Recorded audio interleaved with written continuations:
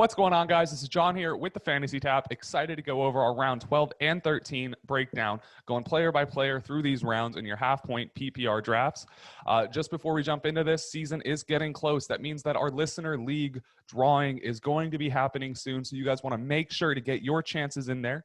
All you have to do to earn a chance in the raffle is be subscribed to our YouTube channel, DM us on Instagram or Twitter at the Fantasy Tap, and then we will put your name in the hat and get you a spot.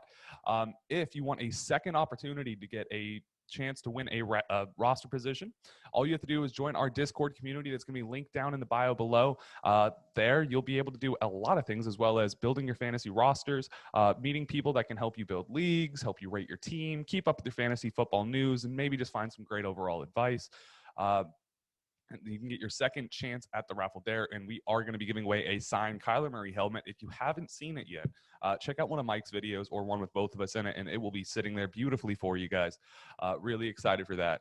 Now, jumping into round 13, again, this is a half-point PPR draft, and we're in round 12, actually. And starting off, we're going to be going with Irv Smith. If you guys are a fan of the show, you know I am a huge Irv Smith fan, and I'm starting to actually kind of fall off. Now, obviously, Kyle Rudolph has been an extremely talented fantasy tight end for a lot of people that have shown some sort of upside and was always looking we've always been looking for more from him, expecting him to take that next step forward, but just never seemed to have come. Now, Irv Smith's going to be a younger guy coming into the team. He's been there 2 years now and has been pretty productive, going for 40 catches or more in each of his 2 seasons.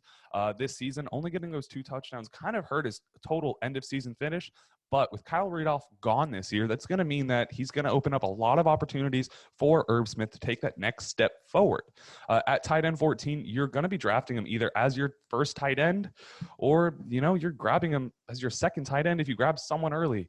I do think that Irv Smith is someone that you can grab, and there's a good shot that you're going to be able to set and forget him, never have to worry about your tight end position on the year, and maybe want to stream just on good matchups when you find the people available on the waivers.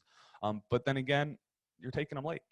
If you have to bench Irv Smith for a waiver pickup, you're not going to be doing too bad. If you're streaming tight ends, you're pretty much going to be getting a tight end 12 through 14 who's going to be getting you roughly 10 points per game at the low end.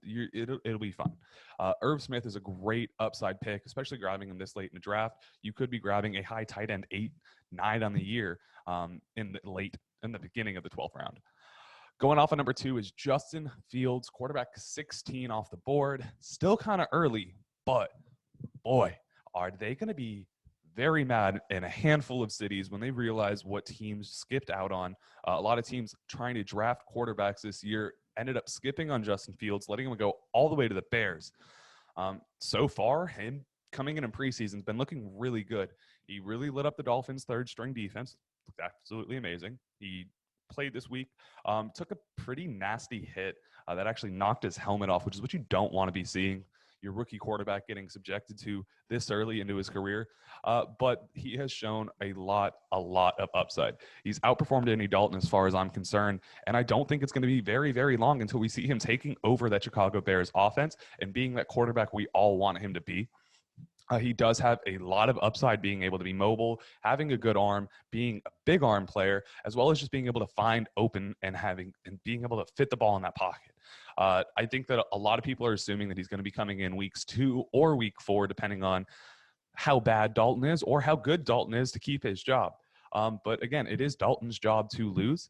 So you're not going to be obviously not drafting him to be your quarterback 1 on your team. You're grabbing him to be your bench quarterback. So if you've grabbed somebody that you can set in every week, and you're only waiting for an injury to happen, or you've got like a Ryan Tannehill, a Tom Brady, a player that doesn't have a huge upside, but does give you that mild consistency, Justin Fields is the guy for you.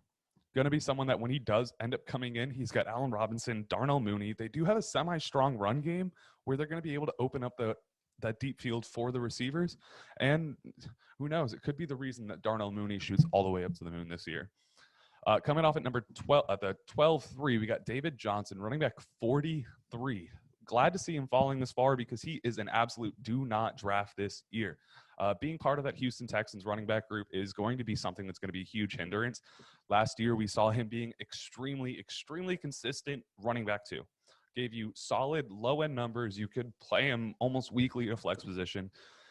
And we're not going to be getting that from him in the slightest this year. With the additions of Phillip Lindsay, Mark Ingram, possibly turning into a three-headed backfield, if not losing that starting role in Houston to some guys like Phillip Lindsay, who we saw in Denver being extremely productive. Though you could grab him and hope at this point if you are extremely weak at running back, but you're better off grabbing some upside at this point, and I just would not be wasting any draft picks on David Johnson this year. Next up on the list, we've got Cole Beasley, somewhat of a sleeper last year, was very not predicted to be as involved into that Buffalo offense as he was, and came up huge for a lot of players, filling in a flex role very, very well. Now, with John Brown being gone, there was initial expectations of Cole Beasley to be expected to be able to do that again. But with Emmanuel Sanders there, also, you're going to be looking at some of his upside coming down. Now, Gabe Davis is someone we're going to be expecting to take that step forward. Josh Allen, someone we're obviously going to be expecting to throw the ball 550-plus times this season. Cole Beasley is going to be that slot guy that's going to be able to get open for him, especially when Stephon Diggs is getting tired by the fourth quarter or if Stephon Diggs misses any time. I think Cole Beasley is someone that's going to be a great roster filler. You're not going to want to reach on him, but you're going to be fine if you end up having him, just needing him to be able to fill in for a week here or a week there. Coming up next, we got Matt Ryan, quarterback 17 currently. And I'm really unable to comprehend how this man's fallen so far. Now, he has been extremely consistent throughout the entirety of his career, being a huge high-volume passer over the past decade, going for 550 to 600 passing attempts on a season. Even last year, able to finish quarterback one on 7 of his 16 weeks, and then finish as the quarterback one finishing as the quarterback one on a week. Did finish as quarterback 12 this last season, and just because Julio Jones left there doesn't mean that he's not going to be putting up enough volume and enough touchdowns to keep him fantasy relevant. He's another one of those guys that doesn't have a huge upside, but does give you a very, very consistent floor. 250 passing yards, 2 touchdowns is almost a regular game for him.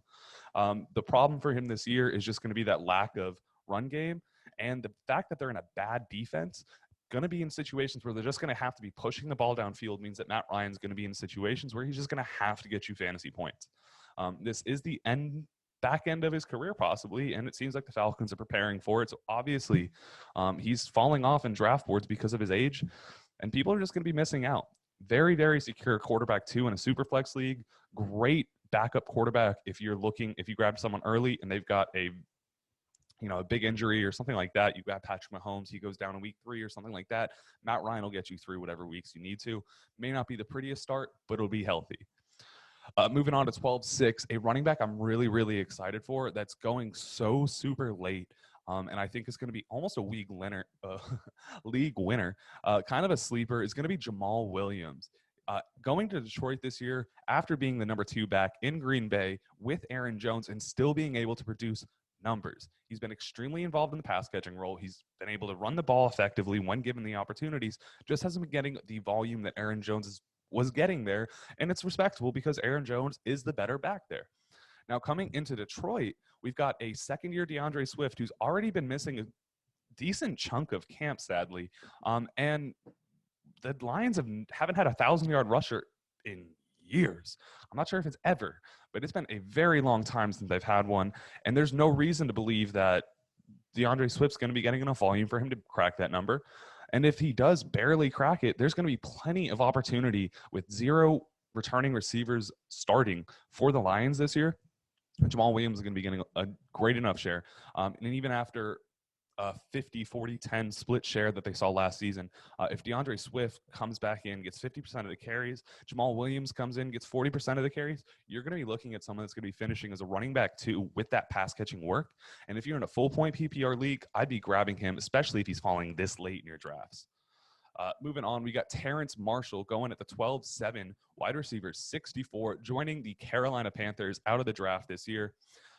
Now, Panthers quarterback situation, we've talked about it before. It's terrible. It is terrible. Sam Darnold has never produced a number 1 wide receiver in fantasy football, and there's no reason to expect that to change just because he's moved to another team. Adam Gase is terrible as a coach, but it's not that big of a difference from what you can expect from him. Now, obviously, we do know that Robbie Anderson just got extended by the Carolina Panthers. DJ Moore has been an extremely valuable asset for them, and Christian McCaffrey coming back into that team. Terence Marshall going this late could have some upside, and he's not a bad pick. If you really, really want to just put some upside, just go for a pick, this guy could be someone that could take over a role, especially in the event one of the other two receivers go down. He has already shown himself to be very valuable and very highly used, especially in the preseason so far, with the other two starting receivers being down. Automatically, he seemed to have walked into that wide receiver 3 role, and you could look to him as another flex option, almost like a Cole Beasley type this early in his career. And if you're in Dynasty leagues, he's someone that I think is going to be having a huge role in that offense later on, especially if they move on from DJ Moore. Moving on to another receiver out of New England, we got Jacoby Myers.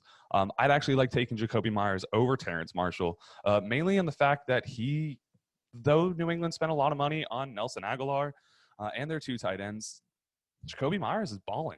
He's looking really good when Cam Newton's in there, and he's also getting some nice reps with Mac Jones. And then if we do see Mac Jones take over that quarterback 1 for the team, Myers' big flashes are only going to look even better, getting the ball targeted to him, possibly up to 5-7 times a game. And I do think he's someone that can break out, beating out Nelson Aguilar as the team's number 1 wide receiver, especially after the way that he played last season. And his real ceiling with Mac Jones at quarterback could be a quarterback or wide receiver 20 on the year, and being another great flex filler with some upside if the tides turn. Another guy that I really like, we're really going through a lot of great players right now, but that's going to be T.Y. Hilton, going at 12'9", wide receiver 66. We all know he's incredibly talented, very fast, very shifty. Getting a little old, though, cracking into his 30s, and he did get an upgrade at quarterback with Carson Wentz coming back from injury after a projected 5 to 12 months that turned into 2 weeks. Now, Hilton hasn't seen his upside come through in the past year or so. Last year was a little bit disappointing until about the halfway through the season, but he still is a very high-end potential fantasy receiver. Now, even though he is risky, he still saw him flashing on only 60% of the snaps after week 6, banged up, which is what you expect from T.Y., sadly. If he's able to regain his composure there, Michael Pittman's not someone that's going to be pushing him out of a role large enough to where he's not going to be seeing anything. And I do think he could be Carson Wentz's number 1 receiving target, especially with their tight ends falling apart. Jack Doyle gone. Trey Burton possibly getting moved away. Mo Alley Cox, he's going to get some work maybe. But T.Y. Hilton, someone like you could expect to see 10 to 12 targets from throughout some big games. And Carson Wentz is a guy that's going to be an upgrade, in my opinion, from Phillip Rivers last season. If not, I really like T.Y. I think there are some better guys in this area here.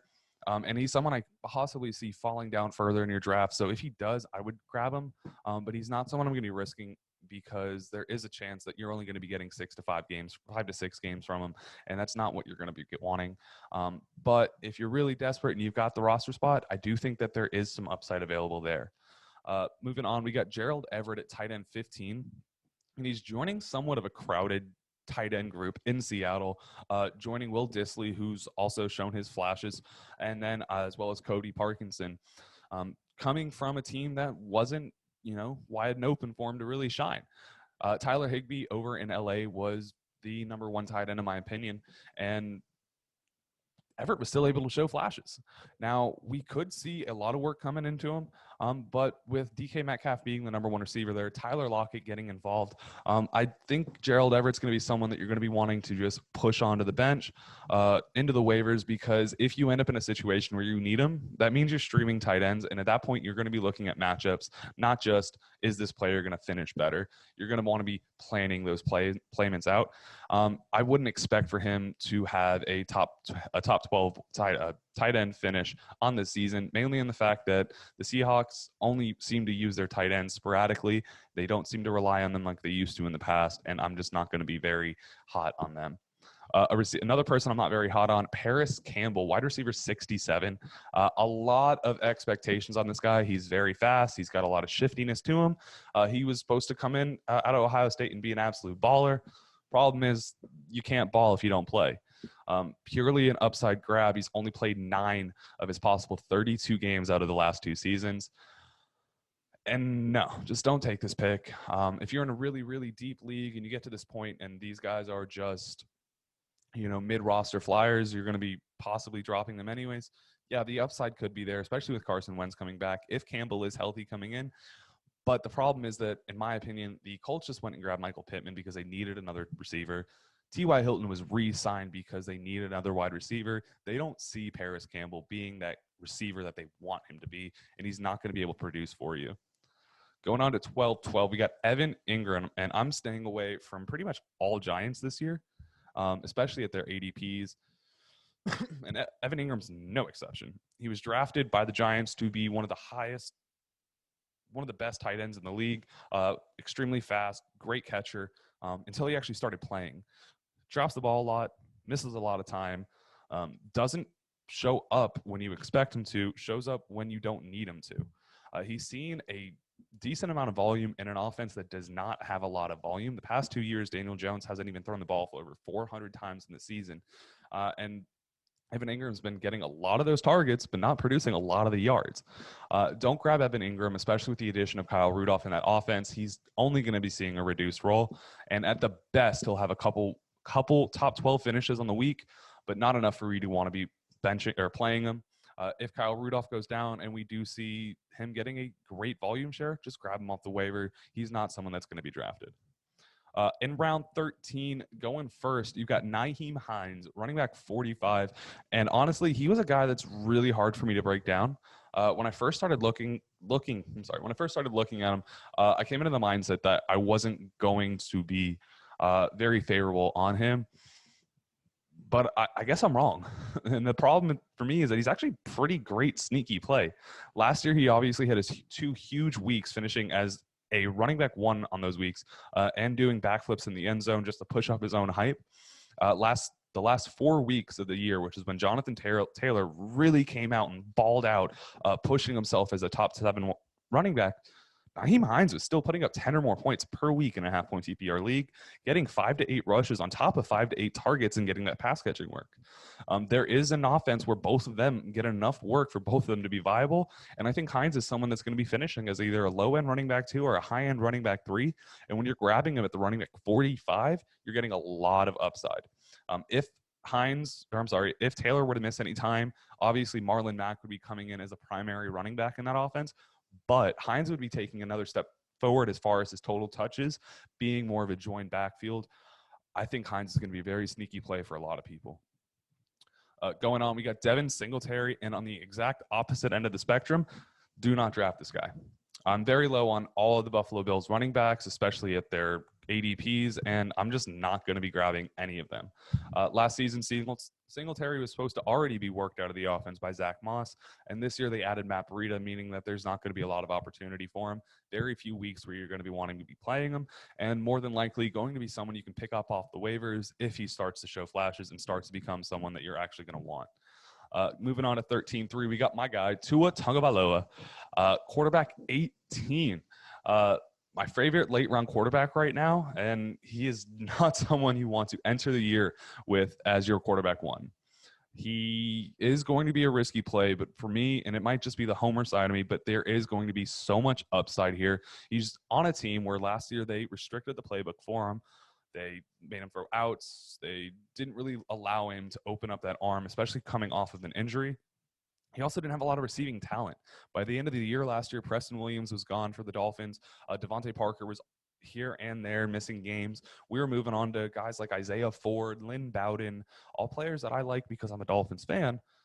But when you talk about talent and compared to what quarterbacks can do, when you add guys like Will Fuller to the team, when you add Jalen Waddle in the first round of the draft, Devonta Parker coming back, you're going to be getting a lot from this guy.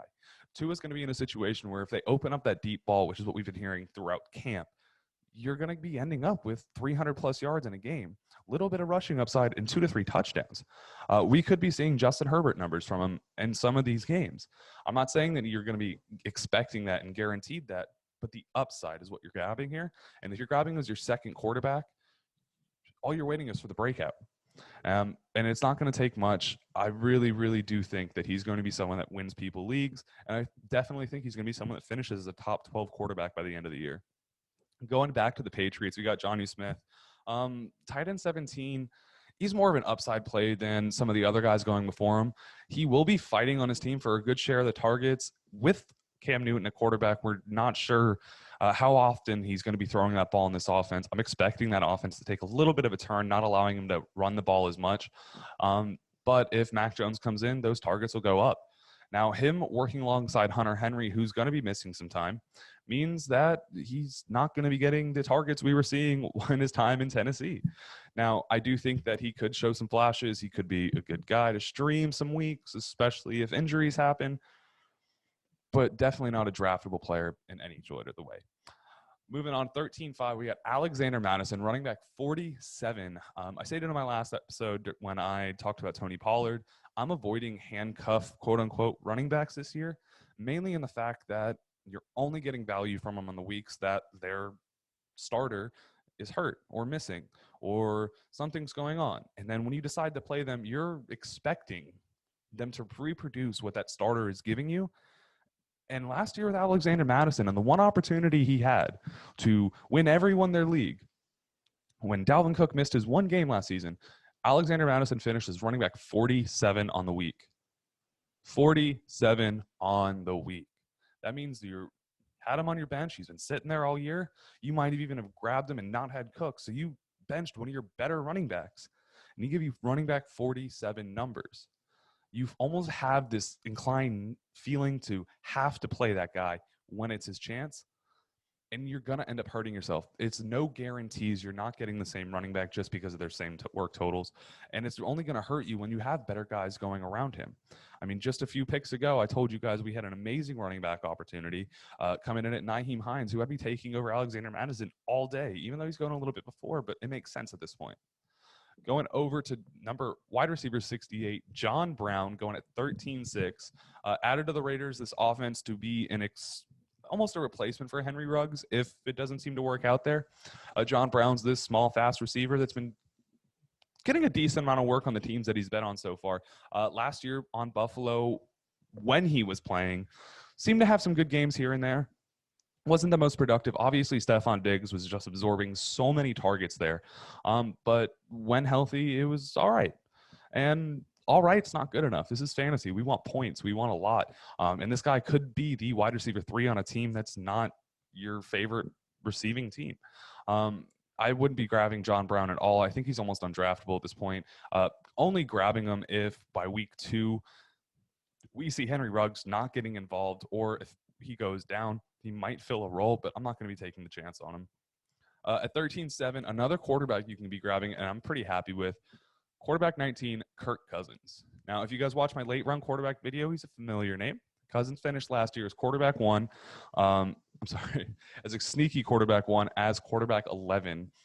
Obviously, with Justin Jefferson, Adam Thielen, and one of the best pass-catching backs in Dalvin Cook, Kirk Cousins is a guy that's going to help you win your fantasy leagues as either a quarterback 2 or an extremely late-round guy.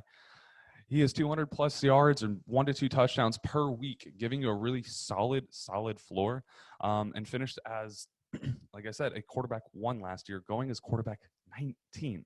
He had 9 of his 16 weeks finishing as that quarterback 1 spot and finishing 1 week outside of the quarterback 2, which gives him that extremely great flexible floor.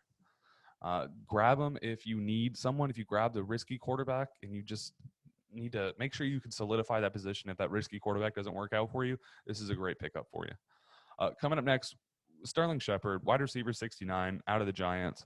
I'm not grabbing Kenny Golladay.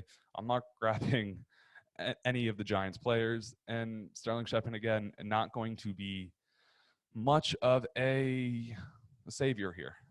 As much as I don't trust him, I do think he's someone you're going to want to keep your eye on. He did kind of have some really good flashes at the end of the year last year.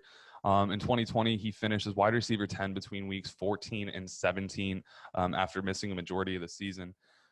If Kenny Golladay doesn't work out, injured like always, there's a chance that Sterling Shepard's able to regain his role there. I'm not drafting him to do it, but that's something you're going to want to keep your eye on because he's not someone I see other people taking the shot on either.